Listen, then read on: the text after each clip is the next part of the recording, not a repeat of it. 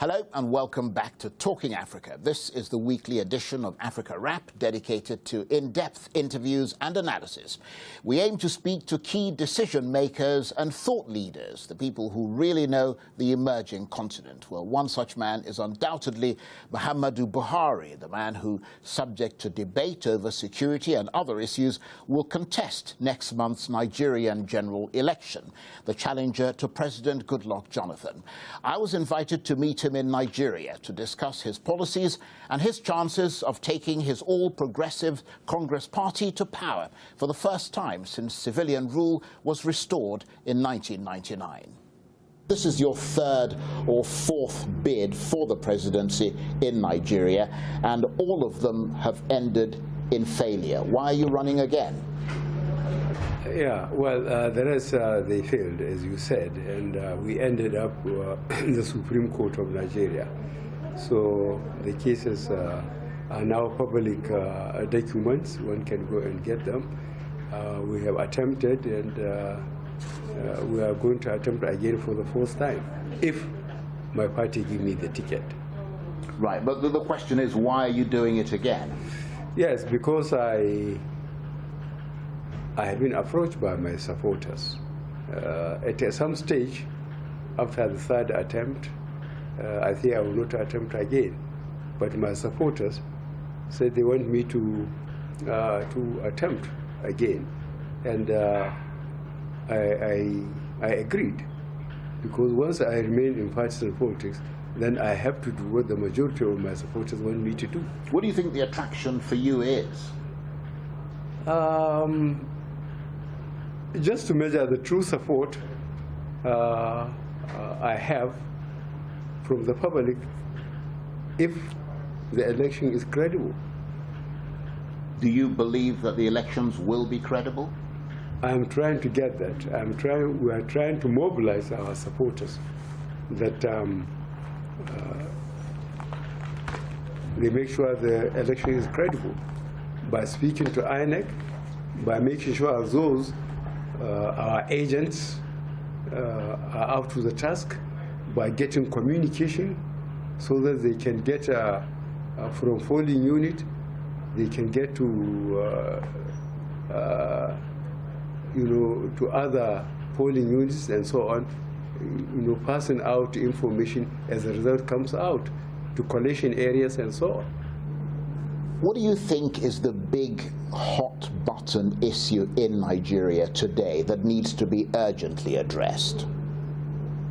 Security. And how would you address that security situation? Well, we hope we will understand the true situation of the security other than the obvious ones. And then we quickly see how we can remove it. But the question of security is number one, and insecurity has to be removed to move forward with Nigeria. And by insecurity, I presume you're talking about Boko Haram. Not only Boko Haram. There are abductions throughout Nigeria. Company executives have been abducted, and impossible amounts being demanded. Senior citizens across the country are being abducted. For political, mostly for money, extortion of money. So people are feeling very, very insecure. Now, obviously, one of the big issues in Nigeria today is the question of Boko Haram and the insurgency in the north. As you mentioned there, it's a hot-button issue. How would you deal with that insurgency? I think the first thing is intelligence. We must have the government's ability to collect intelligence, credible intelligence, and prepare operations accordingly is very, very important. You go into the field without knowing who is the enemy, I think is a terrible mistake. Do you think this current government is unwilling or unable to do that? Do you think the army has been so depleted in terms of its resources that it just doesn't have the capacity to gather the intelligence, and it wouldn't make any difference whether it's this government or you in power?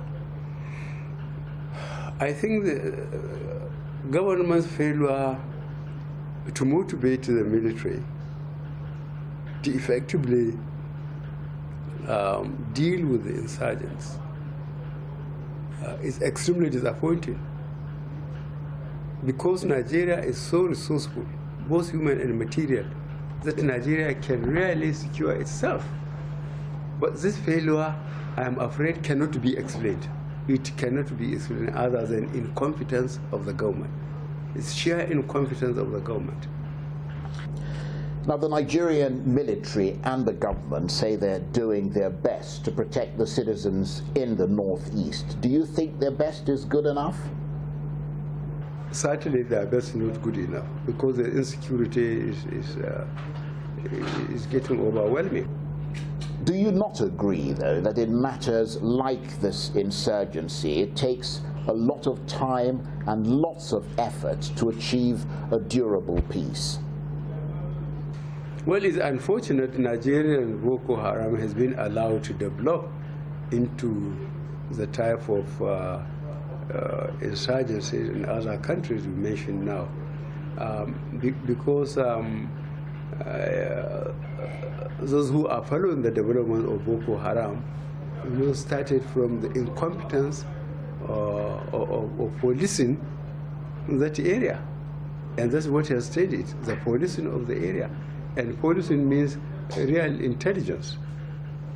The Emir of Kano called on people to defend themselves against Boko Haram. He urged citizens to acquire what they need to protect themselves. Do you support that call, or do you think that, like some skeptics, that it is a call to anarchy? No, I support the Emir, because if you are those who are closely following the operations of Boko Haram, if Borno State government did not develop the JTF, the civilians, that's the Joint Task Force. Just Joint Task Force, the capital could have been overrun by now, because the pattern of Boko Haram operation is to secure a base in the northeast, preferably Borno, a state capital with airport, with the communication and so on, and then fan outwards. But when the leadership, the civilian leadership in Borno State encourage the youth to look after their environments and so on, they relegate the Boko Haram to the peripheral, and to the neighboring states. So really, what the Emir of Kano said was what was tried in Borno State and has worked.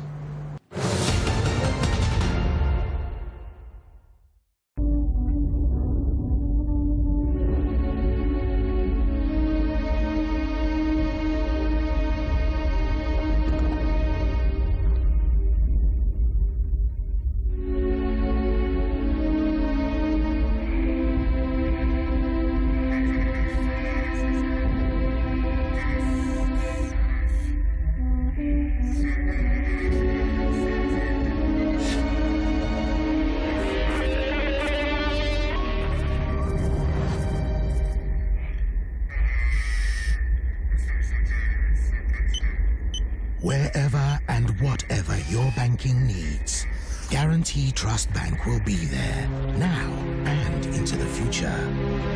Because you're at the heart of everything we do. Guarantee Trust Bank, proudly African, truly international.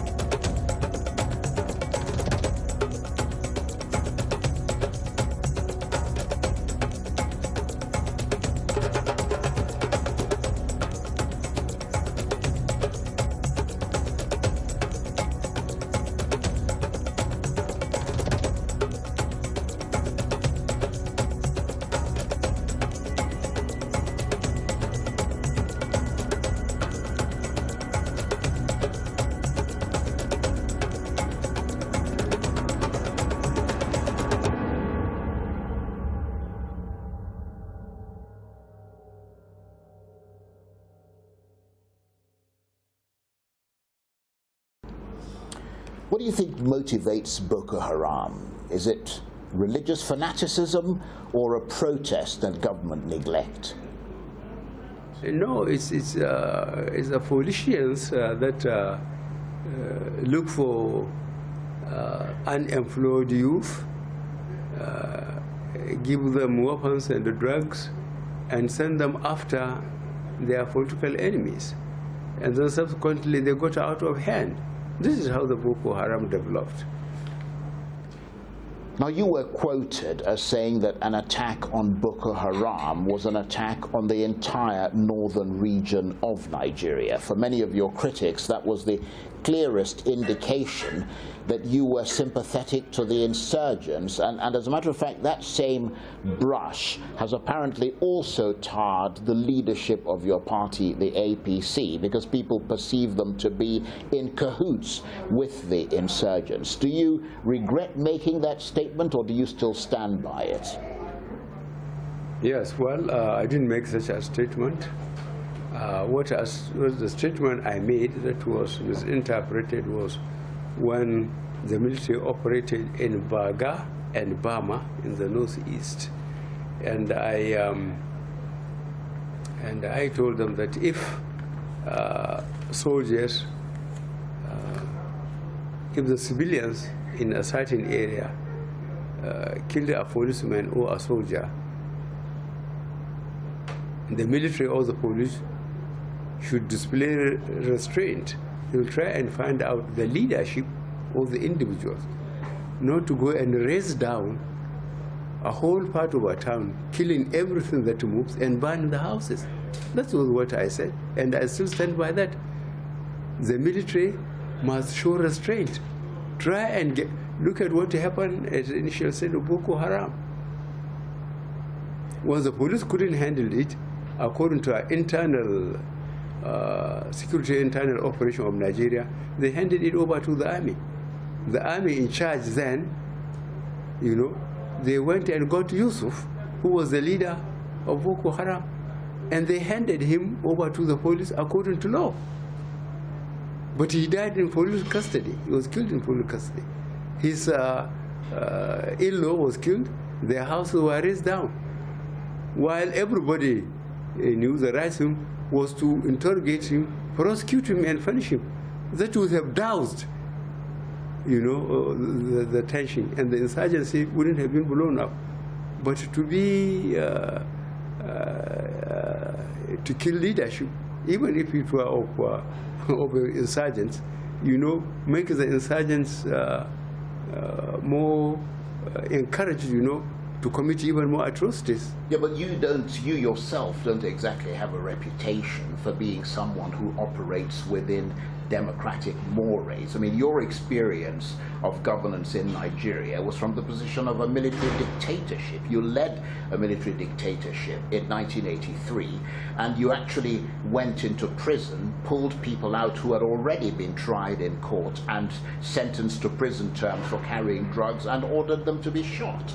Well, that allegation could be true, but I didn't go to prison. But I accept leadership to be accused of final decision of government. But the government decided then that all those who trafficked in drug should be executed. Yeah, but it was a dictatorship. You led the dictatorship. Yes, I did. So it came from you. I did. Well, it's not individualistic. Even in the dictatorship, we have a system. We have a supreme military council. We have a council of states that comprises the governors. There are also people who say that you've never actually been in a democratic setting, that you've come from the tradition of military dictatorships. I mean, how would you, for instance, deal with a National Assembly that asks questions about what you plan to do? They have a choice. The Constitution of Nigeria in 1998 is amended. That was the guideline. So Nigerians have a choice. And what we are asking now is for a free, fair, and credible election. So let Nigerians be given the opportunity to choose their leaders.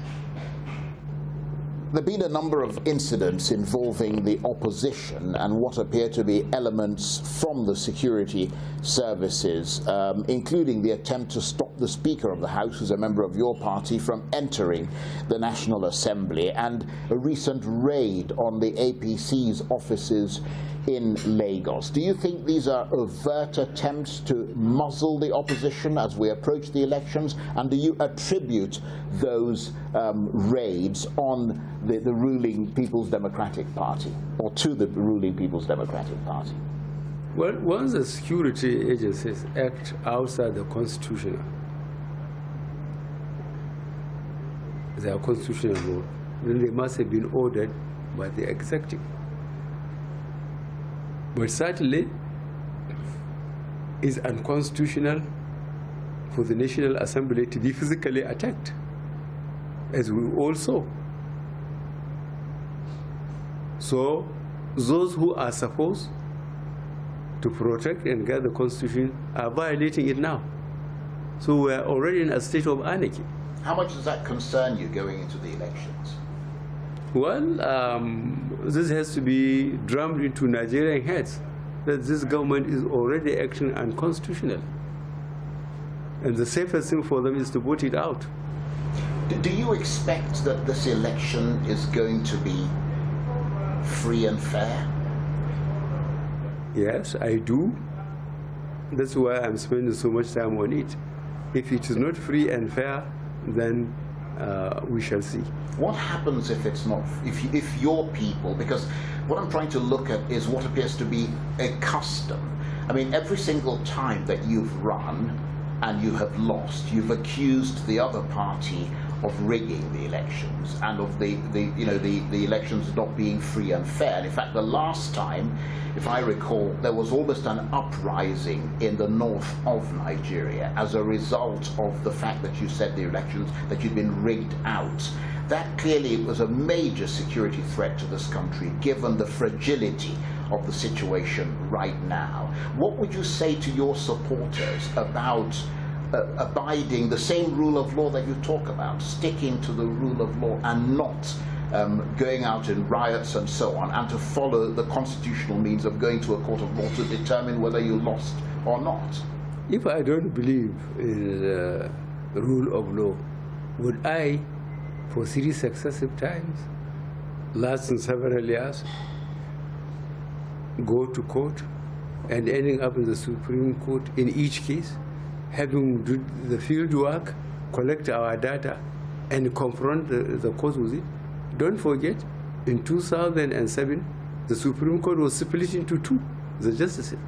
There were 7 justices. 3 justices said that the elections were not conducted according to law. So they have annulled it. 3 other justices said, yes, there were flaws, in the election, but that wouldn't have stopped the ruling party from winning. And then the Chief Justice cast his vote with them. So I believe in the rule of law. This is why I ended up in court up to Supreme Court. In each case, I was alleged to have lost, and the records are there. Do you also believe that there is a religious element in politics in Nigeria, and that because you're a Muslim and from the north, that every time that you run and you fail to win, it is seen as an attack on Muslim people in this country? No, I think Nigeria has believed that according to the Constitution, Nigerians can practice any religion they want. That's guaranteed by the Nigerian Constitution. And anybody who does not believe in that, then he will either walk out of Nigeria or go to Nigerian Supreme Court to see if he can effect change.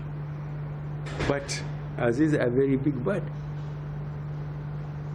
the government in power must be seen to be respecting and protecting the Constitution instead of subverting it. I'm not entirely sure I understand what you mean. What happened in the National Assembly is not subversion of the Constitution. How can you go into the National Assembly and fire tear gas? That institution is sacred. Yeah, but that didn't happen the last time you ran for office. I mean, what I'm trying to say, this is a recent development. Yeah, but what we are talking of the next election. If the government will subvert the constitution itself, then how are we sure the government will respect the processes of credible election? What would happen if you lose the elections? Do you think the North would rise up against the country, the rest of the country? I'm not contesting as a Muslim Northerner. I'm contesting as a Nigerian member of a Nigerian party, the All Progressive Congress. So to try to give it a northern or Islamic touch, I think is very unfair to the system itself.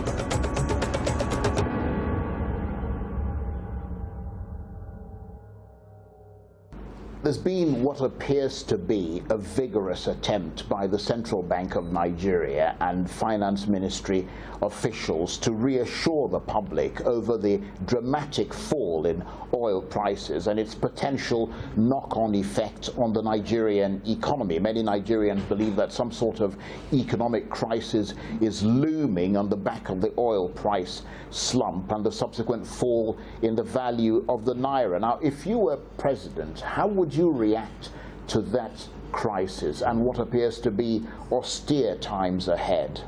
I think we have to cut down wastages. That has to be said. The government has to sit down and articulate a policy that will not hurt its own economic activities. The most important thing, let us get the structure once more led by power, and let's encourage manufacturing so that employment and goods and services, will be available. But these are obviously long-term things. I mean, you can't wave a magic wand and manufacturing. No, you can't. What would you do in the short term? In the short term is to certainly see where you can effect savings, wastages in government, especially in terms of fleet of vehicles, use of petroleum products and so on, and use more of communication, which is highly advanced now, and less movement. And then try and see how much you can quickly do through two sources that I believe will cut down unemployment. That's agriculture and solid minerals. Put the unemployed, able-bodied youth into the field. That can be done very quickly. The land is available. There is infrastructure. There are a number of dams.